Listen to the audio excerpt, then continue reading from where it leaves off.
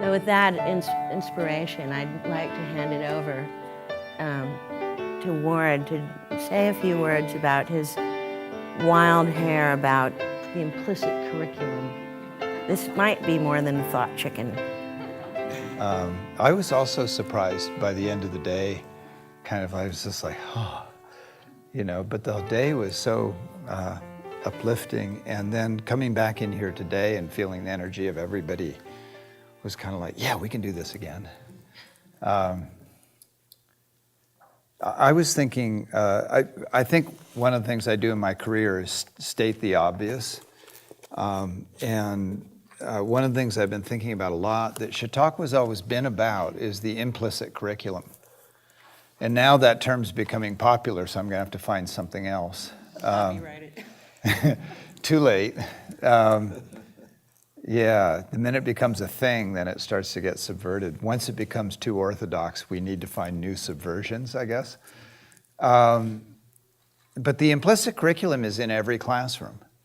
And Humberto Maturana, who has been one of my great teachers, he's a neurobiologist, wild thinker. He says a child doesn't learn math, they learn living together with a math teacher.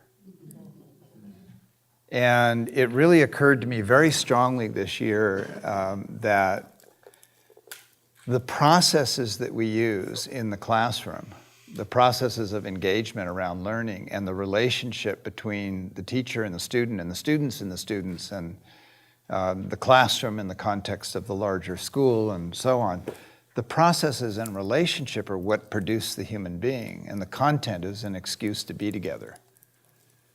And I think Chautauqua, in a lot of ways, is a model of that, is that we have conversation starters, but the real action is in being together. And the process of small group in its various forms and the relationships, the relational field of learning. And what Firehawk said to me is actually, in some ways, the essence of it is I asked a question that I didn't know I had when I showed up. And that, to me, is original medicine showing up. And so the unexpected, unpredictable learning that comes out of a field in which process and relationship are the key elements, so that content is in the service of process and relationship, and that's in the service of our humanity. And then I was realizing from something that someone said yesterday was that just the word humanity, we also need to contextualize that a little bit, which has to do with the inclusive nature of that word, that it's not just about human beings, but it's about everything that human beings are connected to. So that we need to look beyond the boundaries of this out into that other, the everything other, to realize that the very foundation on which we stand is all of that. And so our humanity doesn't exist except in that interrelatedness with nature, animals, insects, microbes, and so on. So I don't know, maybe there's another word.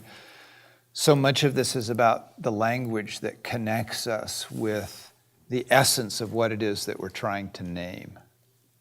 So in the Vedas, and we've talked about this before, the sages sat in a circle to name the world into existence. And to name the world into existence, to name a thing, means to enter into a very intimate relationship with that thing.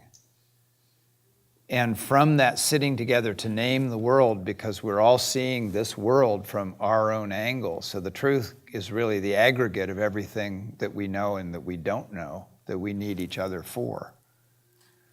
And what came from the sages sitting in the circle to name the world was friendship and community. And so that common inquiry that we have into the nature of what is so, to name things for what they are. And I think often we get off at too low a floor.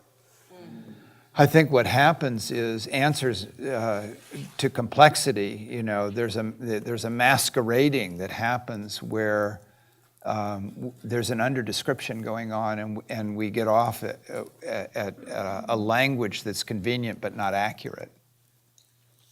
And I don't mean accurate in the sense of being right, but it doesn't actually convey. So we were sitting there and in the conversation, and someone says, well, does humanity include this? And then you realize that that dissent is creating the context in which we might need to re-language to name things more clearly. And I think that's part of this process that we're in. So there's a work that goes on in the processes that we have of our engagement to continually help each other refine our awarenesses through the dialogue.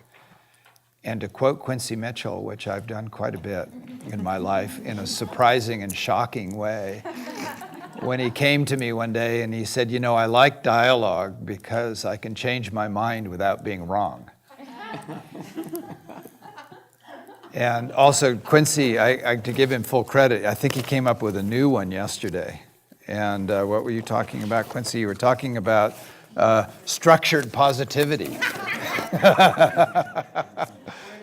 And what I loved was you said this wasn't just structured positivity, but there was something that went beyond that. So you got to give credit where credit is due. Anyway, I think to realize that the implicit curriculum is in the classroom always. And what is the dynamic? Is it the dynamic of dominance and submission, which we know actually makes us dumber? You know, neurobiology has at least gotten up to that point. Or is it the dynamic of intimacy, trust, and cooperation that is the field in which we become smarter, where risks can be taken, where we can make mistakes and fail, woohoo, right? And we can and move on and realize that this life is an iterative process of constant refinement, failure and learning. Failure isn't failure. It's just another step in the iterative process of learning. So the implicit curriculum is there, the relationship is there, but the question is, how are we holding that relationship? And so thanks to the incursion of Maturana in my brain, I realized there was only one question I had as a teacher, is what was I conserving in my being when I stepped into the classroom? Was it intimacy, trust, and cooperation, or was it dominance and submission? And I have to say, honestly, sometimes dominance and submission wins the day when I'm at a point where I'm out of resources. And it's a fallback. It's what we call a basin of attraction. It's a fallback position.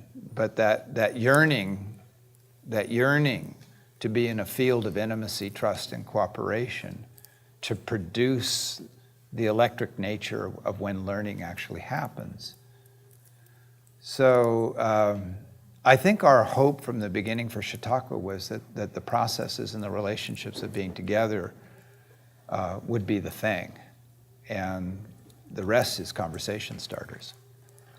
And I got that sense yesterday, and I feel a lot of gratitude for that.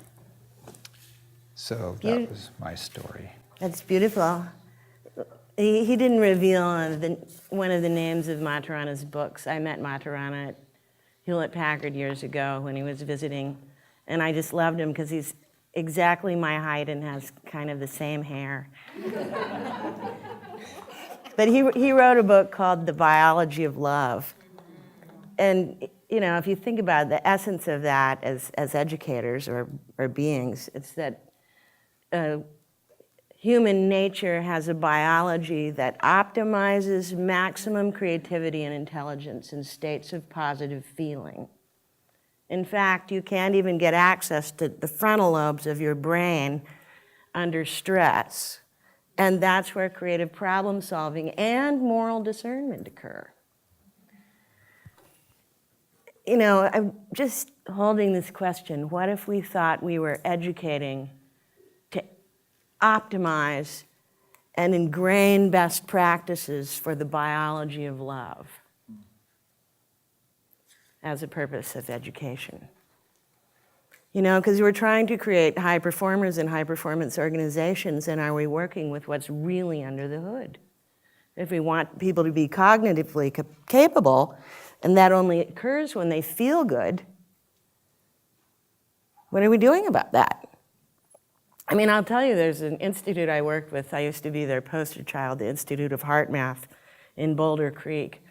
I met them when I had rheumatoid arthritis and started practicing their heart practice and got well in 6 months and didn't see a doctor for another 10 years. And then I taught it in the corporation. But they got a $1 million grant after doing a 1-month study on child readers who were having problems reading. And all they did with them was help them to produce the capacity for positive emotion in themselves and stop stress. And after a month, all of them had achieved at least 100% improvement in their reading scores without any emphasis on reading. Something to think about. So today, we're going to hear from real stories about creative methods in education. Definitely improv.